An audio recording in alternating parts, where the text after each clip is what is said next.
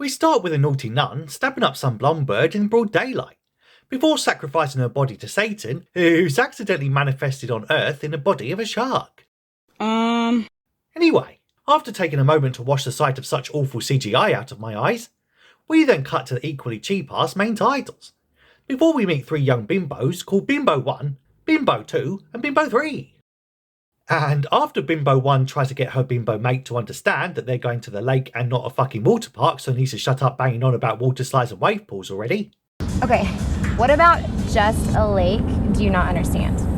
The 40-year-old Bimbo 3 bird calls up her boyfriend Bobby, who keeps ghosting her calls, and then gets eaten by the super naughty demon shark after going for a dip in the filthy lake.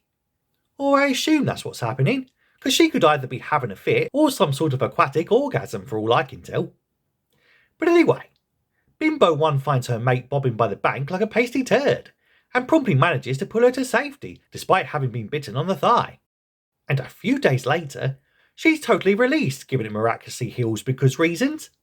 Whilst Bimbo 1 totally bollocks Bimbo 2 for potentially possibly maybe having a fling with this Bobby fella, aka Bimbo 3's boyfriend who keeps ghosting her calls. Or some shit.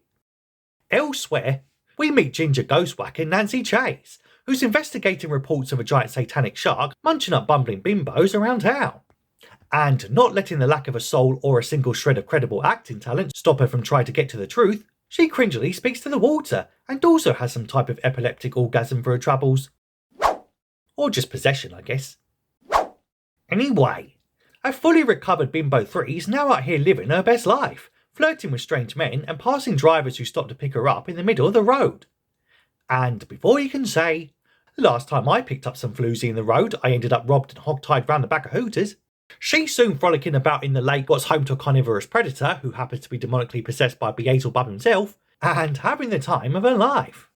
But in a shocking twist, what no one could ever see coming, said driver, who's frolicking about in the lake what's home to a carnivorous predator who happens to be demonically possessed by Beelzebub himself, soon gets his wish fulfilled by being gobbled under the water, but not in a good way. Also elsewhere, a priest called Father Michael gets a letter to say his brother just got totally deaded, whilst Ginger Ghostwhacker Nancy Chase gets called out for being a phony fakey fraud by some local skeptic journalist. And that's all I can really say for this scene, given the amateur audio is so bad I genuinely can't make out a single other thing being said.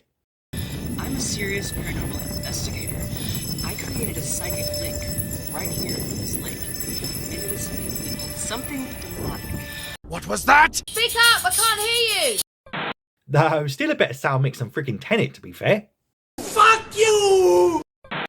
Later, some sort of autistic simple jackbird, what loves innocently playing with shark toys, gets lured back to the house of that 40-year-old third bimbo bird, where they both strip down to their undies and have a little swim. Because shameless exploitation of autistic adult women, bro. Before we cut to said bimbo waking up in bed and implying it was all just a pointless dream, and total waste of time filling screen padding. After Ginge rolls in the grass some more, enjoying the spirits of the lake, quote, coming inside her, Disgusting! the shark attacks another poor lass, whilst the possessed ghostwhacker Nancy Chase vomits all over that doubtful journo, in the least erotic scene involving females puking everywhere since slaughtered vomit dolls back in the day. Speaking of tiresome nonsense, 3 more bimbos appear and soon get taken to the lake, where the fat-ass bimbo freaks out about the cold, and then about a giant fuck-off virtual shark jumping out to make chum out of her bimbo chum.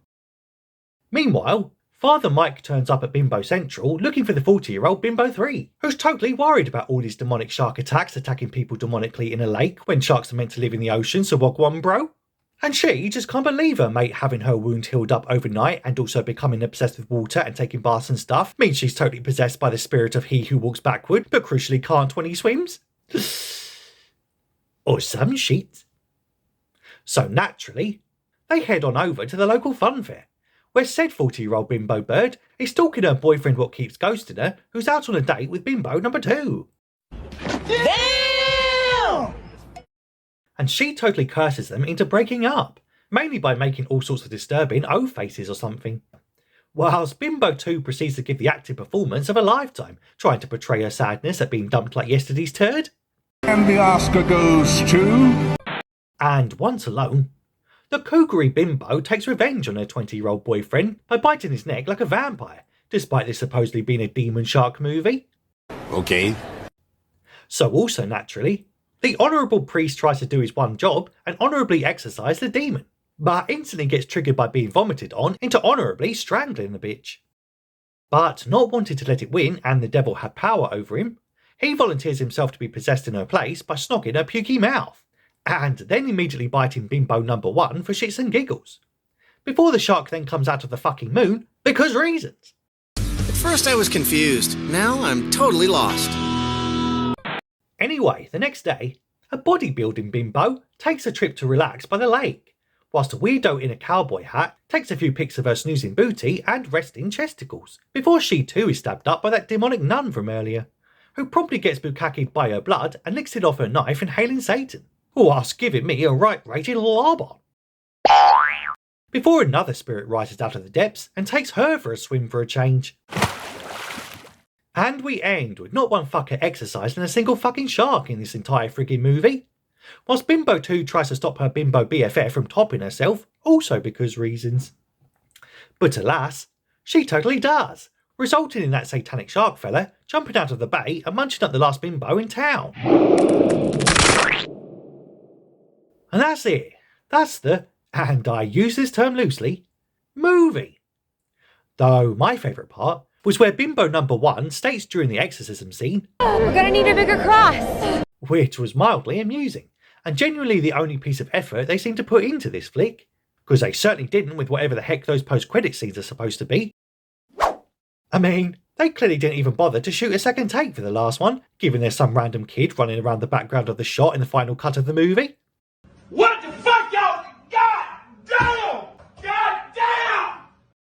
But anyway, that's the plot, and that's your lot. Considering that Melvin, so you don't miss any future recaps. Tell me if you like this trash in the comments if you have time, and I'll exercise 0 cartilaginous killer fish with you, despite the title literally being Shark Exorcist, in the next one.